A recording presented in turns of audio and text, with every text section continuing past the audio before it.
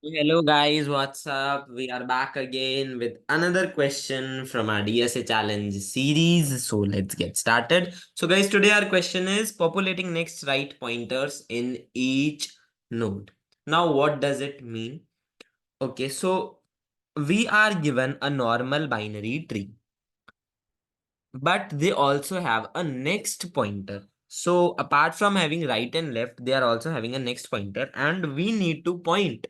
We need to make all these next pointers of all these nodes point to their immediate right neighbor. Yes, immediate right neighbor. That is, if we draw a horizontal line on a level, then the immediate right neighbor will be the next pointer's pointing node. So that's what we need to find it out. Now, how we can approach it? See, I think it is very, very simple. What we can do is we can do a level order traversal. Now, in level order traversal, we know that we are printing the nodes level by level. So while doing the level order traversal,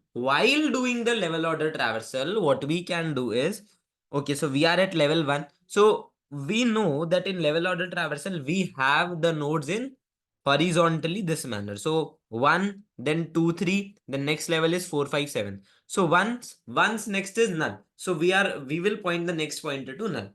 2, 3, 2's next is 3 in level order traversal terms. So we will point the 2's next pointer to 3 and 3's next pointer to null, and so on. We can do that. So we are simply going to do a level order traversal. Now how we are going to do a level order traversal? We are going to do a level order traversal with the help of a queue. We will take a queue. Now while queue is not empty, standard level order traversal. So in every level, we are first going to store every level. Okay, so how we generally do that? We first insert root node in the queue, then we start the level order traversal. We take out the front node, we pop it from the queue, then we go to its left if it exists, then we go to the right if it exists, push it into the queue, and then we have a temporary array. Or if we are just printing then cout statements, which generally which we used in this case, we will have a temp array. So we will store those the front which we popped out into the temp array, and we will do it until the queue is, sorry, until the size of the queue is not meant to be 0. So after one level, after one level is over, I know that I have the in the array I have the information about one level, so I can very easily loop through that array and update all those next pointer to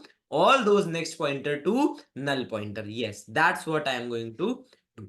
So yeah guys, in this way we can solve this question.